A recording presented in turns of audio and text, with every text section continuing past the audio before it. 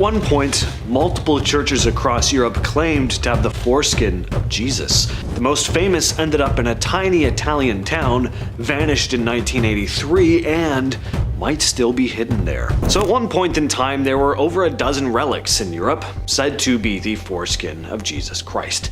The most famous version ended up in Calcutta, a small town just outside of Rome. The story goes it was stolen from the papal relic collection during the 16th century and later hidden by a monk in Calcutta, where it stayed for centuries. Every year on January 1st, the holy prepuce would be taken out and paraded through the streets. Some believed the relic had miraculous powers, others were just kind of put off by the idea of worshipping a severed piece of skin. The Vatican didn't like the attention it was getting and eventually tried to crack down on public discussion about it, even threatening excommunication for anyone writing about it. Then in 1983, it vanished. The priest in Calcutta claimed it was stolen, but no real investigation was done. Some locals think it was taken by the church to avoid more embarrassment. Others believe it was hidden again by someone in town. Either way, it hasn't been seen since. You can still go to the town and find people who swear they saw it with their own eyes, though. St. Clare of Assisi was one of the earliest followers of St. Francis and founded the Order of Poor Ladies, later known as the Poor Clares. She cut off all her hair as a symbol of her devotion to a life of poverty and faith.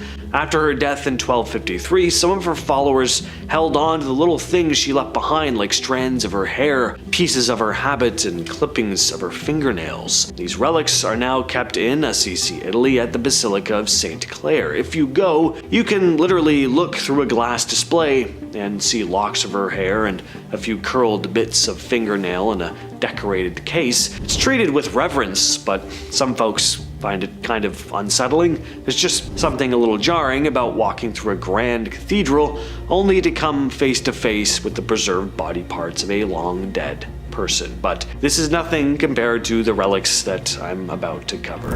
Every year, people pack into Naples Cathedral to stare at a sealed glass vial of dried, dark red gunk. It's supposedly the BLOOD of St. Januarius. He was a 3rd century bishop who was martyred during the Roman Empire's Christian crackdowns. Of course, the red stuff is all dried up now, but it is said to liquefy right in front of people. If it liquefies, it's seen as a good omen for Naples. If it stays dry, it's considered a bad one. There have been years where it didn't liquefy, followed by major disasters like earthquakes or disease outbreaks. Church officials don't officially say it's a miracle, but they also don't quite explain it. Scientists have looked into it and say it could just be a substance that reacts to movement or temperature, but no one's allowed to open the vial and actually test it, of course. St. Catherine of Siena was a mystic, a political advisor, and one of the most influential religious figures of the 14th century. After her death in 1380,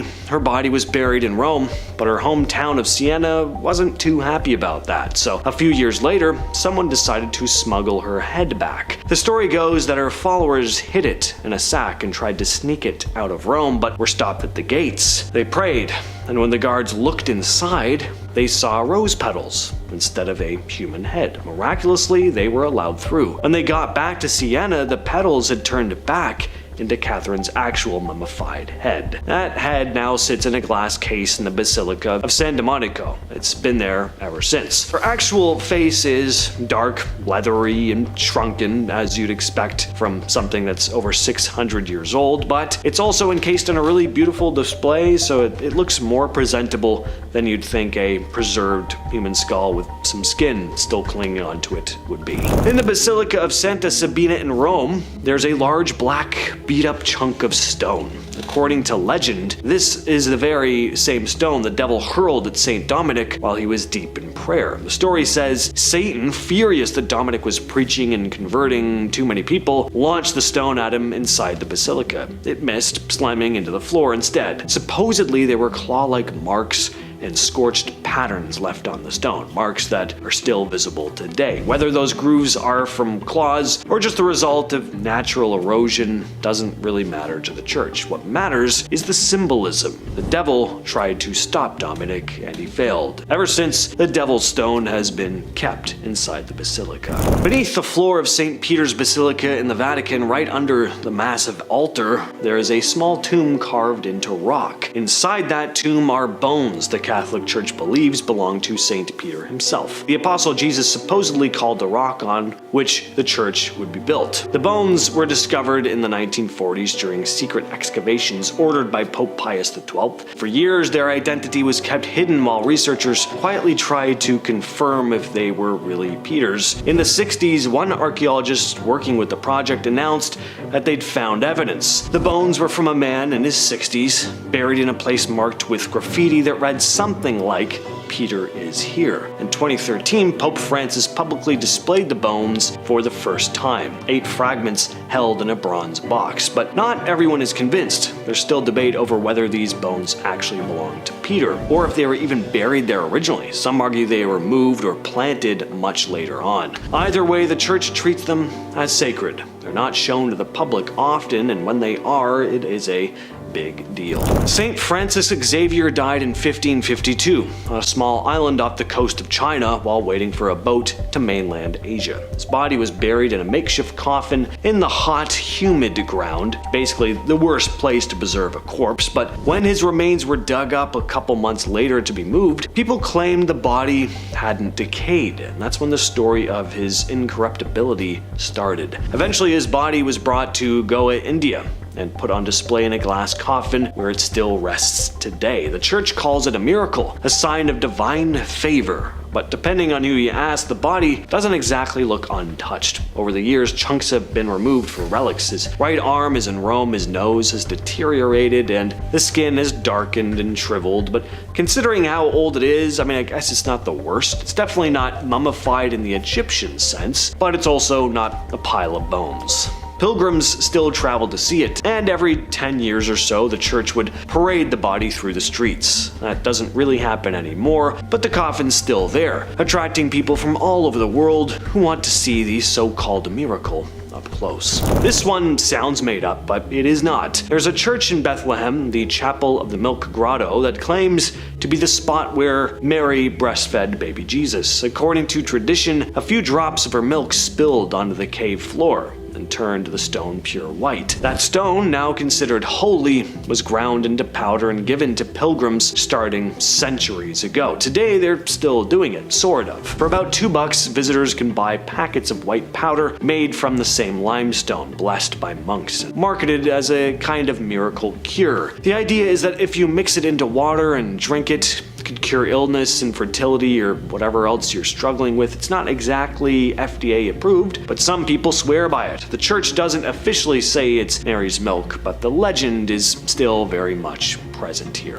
The Catholic Church has a thing for body parts, and St. Francis Xavier's arm is one of the more famous examples. This is the same Francis Xavier from earlier, the 16th century missionary, whose body is on display in Goa. His right arm, though, was chopped off and sent to Rome in 1614. Why the arm? Well, because according to legend, that's the arm he used to baptize more than 100,000 people. For centuries, the severed limbs sat in the church of the Gesù in Rome, perfectly mummified. The hand still posed as if mid-blessing. In 2018, the church allowed the arm to go on tour across Canada for the first time, and there were huge crowds. People waited in line for hours just to catch a glimpse of it in its glass case. Saint Dacian isn't exactly a household name, which makes his relic even weirder. They're kept in the Church of the Most Holy Redeemer in Manhattan, a pretty unassuming place in the middle of New York City. Back in the 19th century, a wealthy Italian woman donated what she claimed were the bones of Saint Dacian to the church. According to the story, Dacian was an early Christian martyr killed during Roman persecutions. The bones are kept in a glass case under the altar, dressed in fine robes, resting on velvet cushions. There's no solid proof that the bones belong to him, though. In fact, there's always always been this rumor they might actually be the remains of a 19th century New York policeman who died protecting the church from anti-Catholic rioters. There's no way to prove it, and the church hasn't exactly rushed to get the bones' DNA tested. Either way, the relics are still there, laid out like a saint from ancient times.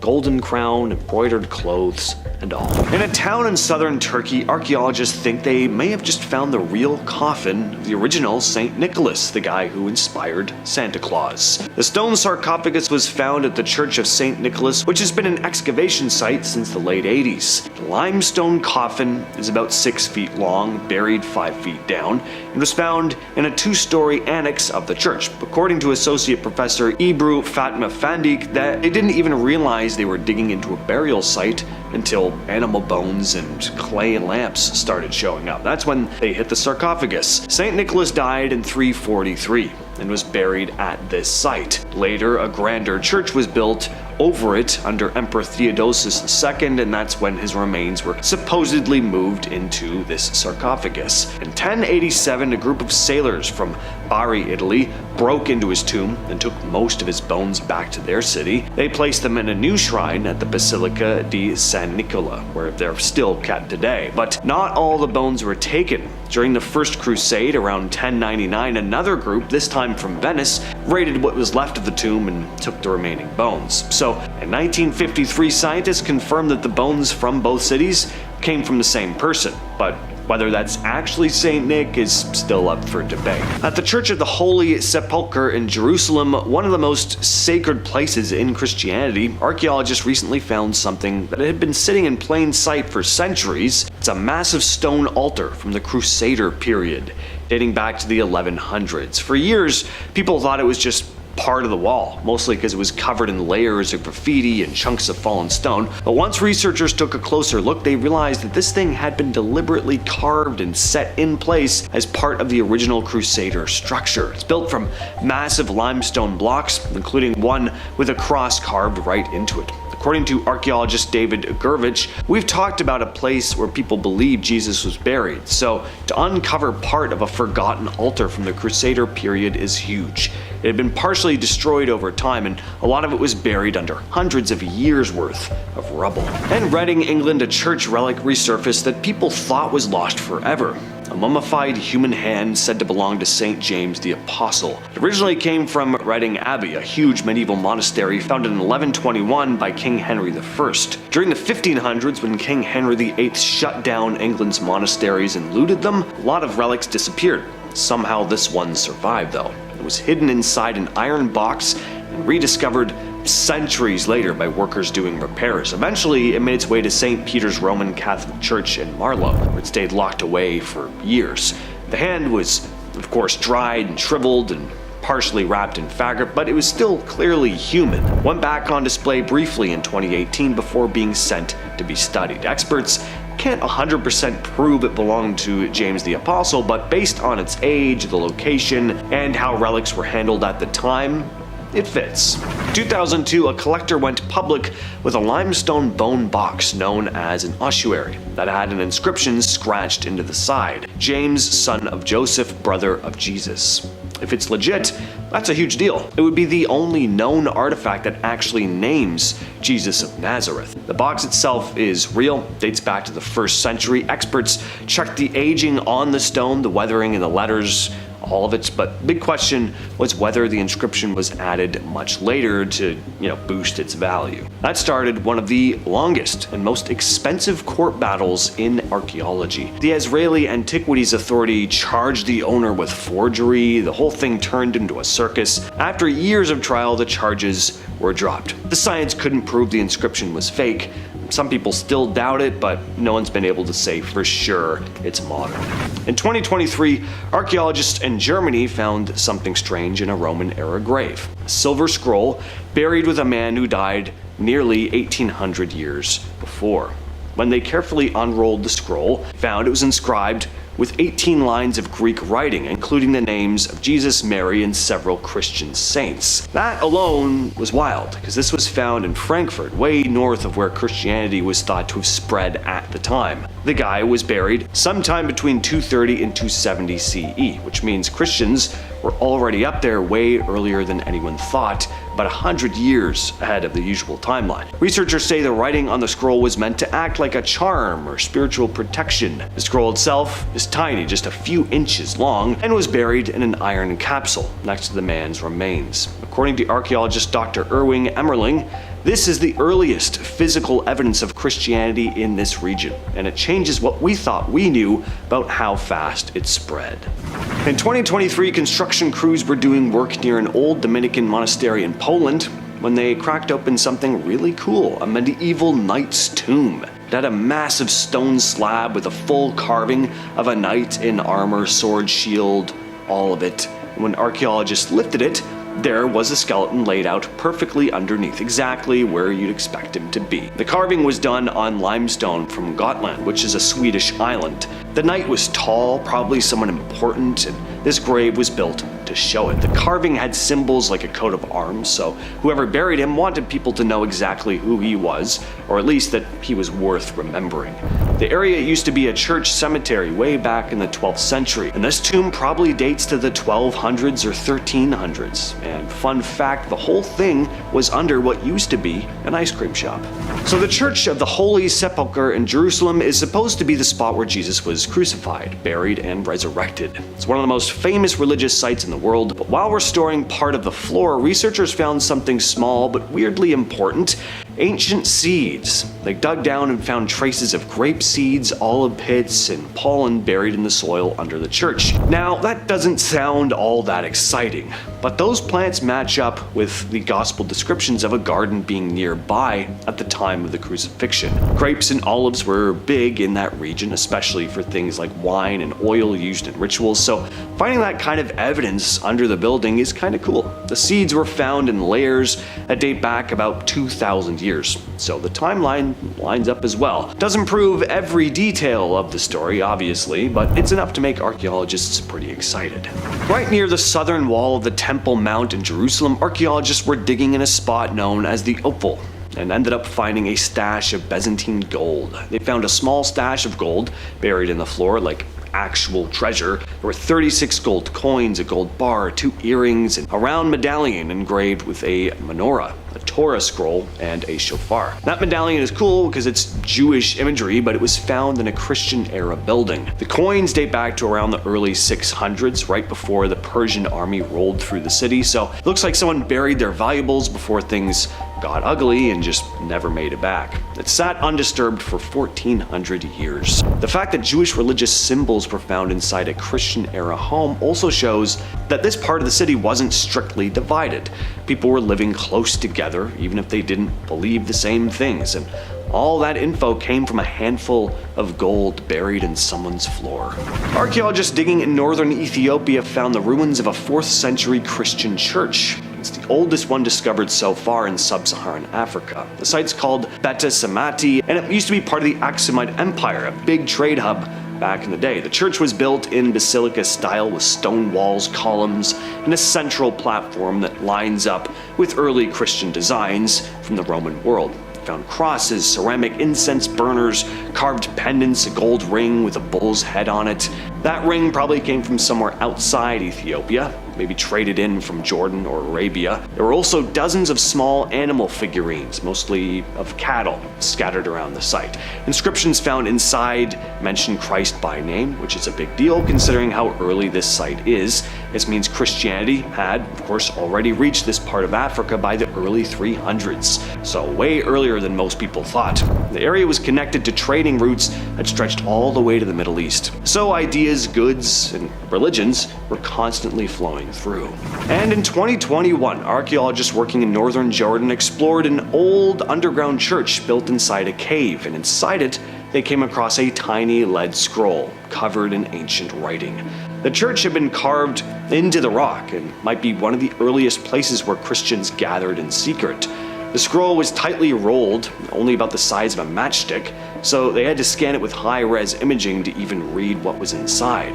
The writing's in ancient Hebrew, and even though some of it still hasn't been fully decoded, early scans showed names linked to Jesus and what might be early Christian symbols. The scroll might have been used like a prayer or a kind of protective charm, something people back then would have kept hidden from Roman authorities, which is why this was found buried under the church's altar. Researchers are still being cautious about dating it, but think it could push back written references to early Christianity by decades, maybe even from the 1st century.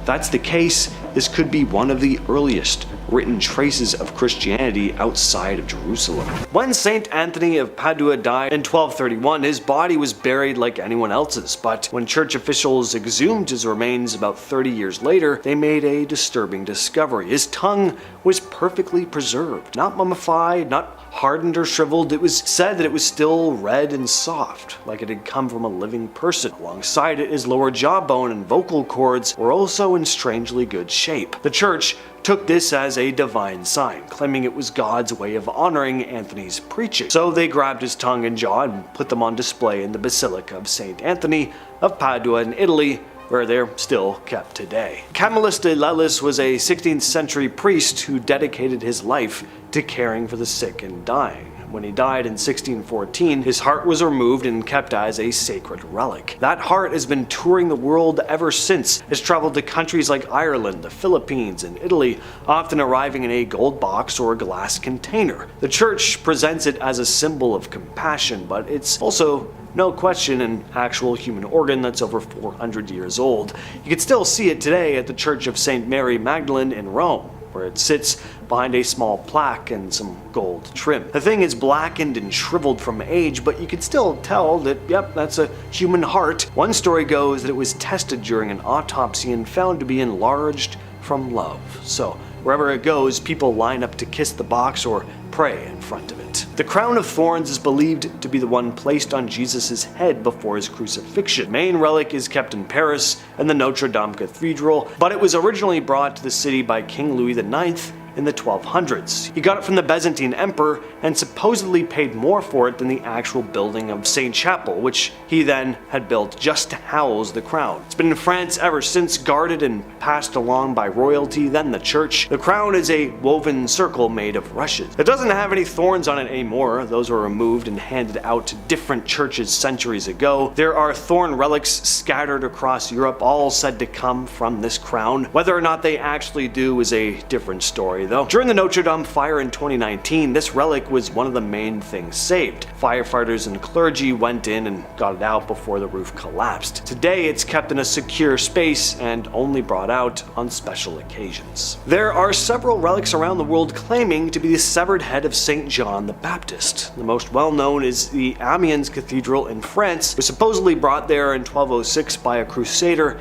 named Wallon de Sarthe, who took it from Constantinople. The skull is kept in this really elaborate gold-plated reliquary, and it's been a major pilgrimage site for centuries, but it's not the only head of John the Baptist out there. Another one is in the Basilica of San Silvestro in Rome. There's also a version in Munich and one in Syria. The one in Rome might be the head of a different saint who happened to share the same name. The German and Syrian relics are usually kept mostly out of view, wrapped in cloth, so who knows? Obviously, John the Baptist didn't have 4 heads, so not all of these can be real. Scholars generally consider the one in France to be the most credible, based on its history, the way it was acquired, and the fact that an entire cathedral was built just to house it. Saint Teresa of Avila was a Spanish nun and mystic who died in 1582. When her body was exhumed, and it was exhumed several times after her death, it was reported to be incorrupt, meaning it hadn't decayed like a normal corpse. This was considered a sign of holiness, so the church decided to hold on to her body, but they didn't keep it in one piece. Over the years, her remains were divided and sent to different churches and convents across Europe. Her heart is kept in the convent of the Incarnation in Avila. Her left arm and hand are displayed in a glass case in Rome. Her right foot is in Lisbon. Other parts, including a piece of her jaw and a finger, are held in other churches across the globe. The church preserved and spread her remains as holy relics, each one drawing its own crowd of pilgrims. Unsurprisingly, the heart's gotten the most attention. It's also known for its visible scarring, which some say was caused by divine visions Teresa described during her life. St. Mary Magdalene's right arm and hand are housed at the Dominican monastery in Rome. The arm is believed to be the same one she used to anoint Jesus' feet, which is why it's considered especially sacred. It's displayed in this beautiful glass and gold container shaped like an arm. It's kept under tight security and only occasionally brought out for people to see. This isn't the only body part of Mary Magdalene claimed by churches. Her supposed skull is in France. Other small relics like bones, hair, even a tooth have also been claimed by churches across Europe. The arm in Rome has been there for a very long time and is probably the best known. Whether it's actually hers, though, is up for debate. There's no solid trail from her burial to where the relic ended up. Like a lot of so-called holy relics, it probably turned up during the Middle Ages when churches were desperate for sacred items to boost their status. Still, the church has treated this one like the real deal for centuries. The Crusader of Oviedo is a stained cloth that's believed to have been wrapped around the head of Jesus after his crucifixion. It's not the same as the Shroud of Turin, which shows a full body image, supposedly. This one's just a smaller cloth, about 34 by 21 inches, kept in a cathedral in northern Spain. And the story goes, it was taken out of Jerusalem in the 7th century to escape Persian invaders, then moved through North Africa and eventually brought to Spain by Christians fleeing Muslim invasions. It's been in Oviedo since at least the 800s, and there are records from that time that mention it being kept there. Unlike the Shroud of Turin, the Crusader doesn't get much international attention, but it's a big deal in Spain. It's only shown to the public a few times a year, and the rest of the time it's locked away in a sealed case. It's one of the oldest and most mysterious relics associated with Jesus. Also known as the Spear of Destiny, the Holy Lance is said to be the spear that a Roman soldier called Longinus used to stab Jesus in the side while he was dying on the cross. The Gospel of John mentions this, and over time, people started claiming they had the actual weapon. The most famous one is kept in the Hofburg Palace in Austria. It's a long iron spear with a small slit down the middle where a nail, allegedly from the crucifixion, was embedded. The lance became more than just a relic. In the Middle Ages, it was seen as a symbol of power, especially by the Holy Roman emperors. Charlemagne is said to have taken it into battle, and after that it got passed down through different emperors as a kind of holy symbol of power. During World War II, it even caught the attention of the Third Reich, who believed the lance would give their army supernatural powers. It was taken by the Germans in 1938, and it stayed with them until US troops recovered it in 1945. There are actually multiple holy lances around the world. There's one in Armenia, one in the Vatican, and another in Paris, but the Vienna spear in Austria is probably the most famous. The full skeleton of Saint Boniface of Tarsus is kept on display in the Church of St. Martin and St. Nicholas in Munich. It's been completely coated in gold and silver, decorated with gems and dressed in elaborate robes. St. Boniface was a Roman soldier who converted to Christianity and was martyred in the 4th century. According to legend, he refused to worship the Roman gods and was beheaded for it. His remains were supposedly moved to Rome, then to Germany centuries later, where they were turned into what's known as a catacomb saint. These were skeletons dug up from Roman catacombs, given names, and sent across Europe to churches that needed a relic. In Boniface's case, the bones were wrapped in gold and paraded as the real thing, even though there's really no actual proof they belonged to the real Boniface. Whether the bones belong to him or not, though, the display is really something to see. St. Oliver Plunkett's head is on display in St. Peter's Church in Ireland.